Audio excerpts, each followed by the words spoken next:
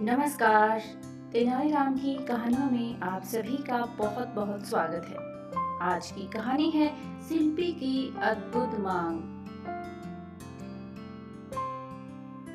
विजयनगर के महाराज कृष्णदेव हर बार तेनालीराम की सूझबूझ से दंग रह जाते थे। इस बार भी तेनालीराम ने महाराज को हैरान कर दिया।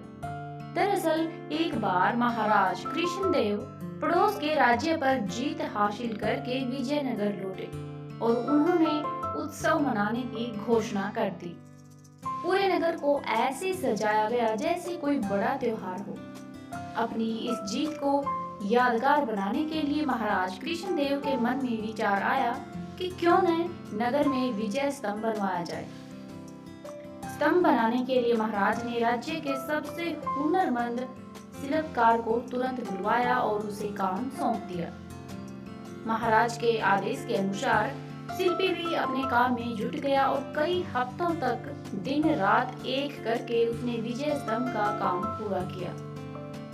जैसे ही विजय स्तंभ बनकर तैयार हुआ तो महाराज समेत दरबारी व नगरवासी शिल्पकार की कला को देखकर उसके कायल हो गए। शिल्पी की कारीगरी से प्रसन्न होकर महाराज ने उसे दरबार में बुलाया और इनाम मांगने को कहा।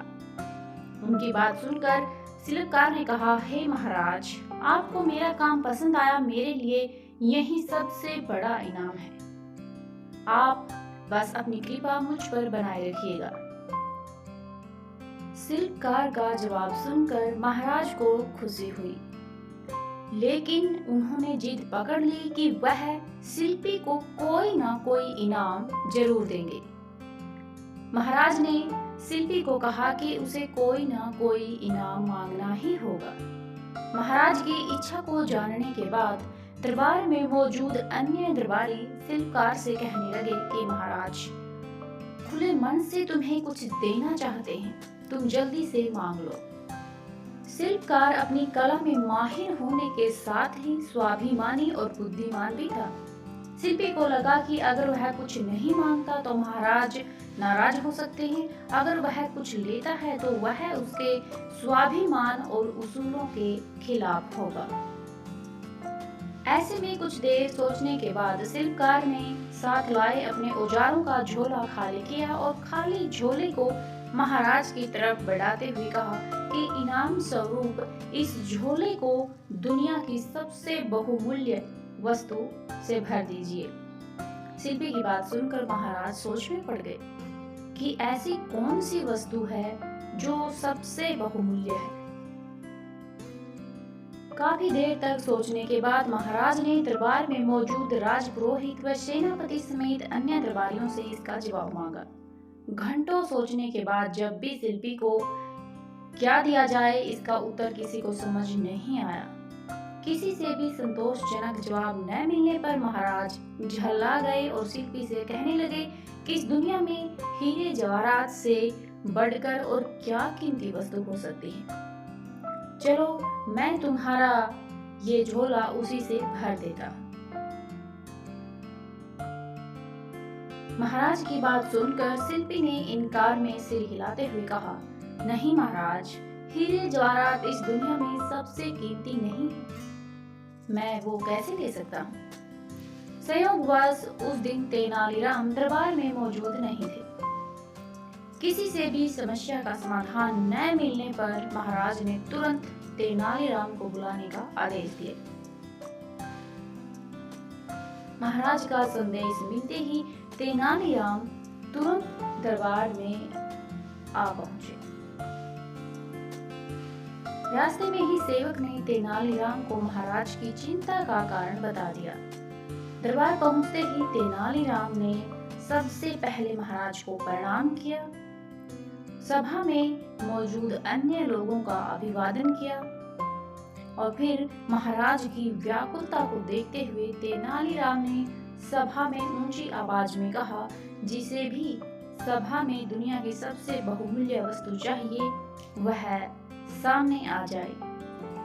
तेनालीराम की बात सुनकर शिल्पी आगे आया और अपना खाली झोला तेनालीराम की ओर बढ़ा दिया। शिल्पकार से झोला लेकर तेनालीराम ने उसके मुंह को खोला और हवा में 3-4 बार ऊपर नीचे हिलाकर थैले के मुंह को बांध दिया। इसके बाद तेनालीराम ने झोला शिल्पी की ओर बढ़ाते हुए कहा कि अब आप यह झोला ले सकते हैं, क्योंकि मैंने इसमें दुनिया की सबसे कीमती अमूल्य वस्तु इसमें भर दी है।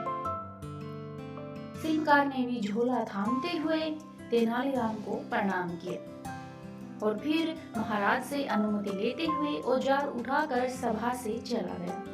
यह दृश्य देखकर सभा में मौजूद सभी लोग अचंभित रह गए। महाराज ने उत्सुकता जताते हुए तेनालीराम से पूछा कि शिल्पी को खाली झोला देने के बावजूद भी वह बिना कुछ कहे ही क्यों चला गया। इससे पहले उसने हीरे जवाहरात जैसे कीमती सामान को बहुमूल्य मानने से इनकार कर दिया था।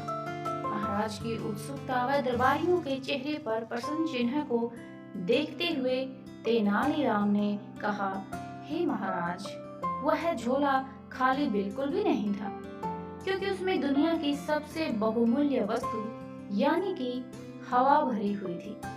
इस दुनिया में हवा से कीमती और क्या हो सकता है, जिसके बिना हम जीवित नहीं रह सकते। तेनालीराम का जवाब सुनकर महाराज खुश हो गए और उसकी पीठ थपथपाने लगे। तेनालीराम की बुद्धिमत्ता से प्रसन्न होकर महाराज ने उसे इनाम स्वरूप अपने गले से एक कीमती मोतियों की माला निकालकर पहना दी। चलिए जानते हैं कि इस कहानी से हमें क्या सीख मिलती है। इस कहानी से 2 सीख मिलती है। पहली यह कि धन से स्वाभिमान नहीं खरीदा जा सकता। दूसरी यह है कि दुनिया में सबसे कीमती हवा है, जिसका मूल्य कोई नहीं चुका सकता। हमें यह मुफ्त में मिलती है, इसीलिए हम इससे कीमती दौलत को समझ लेते हैं।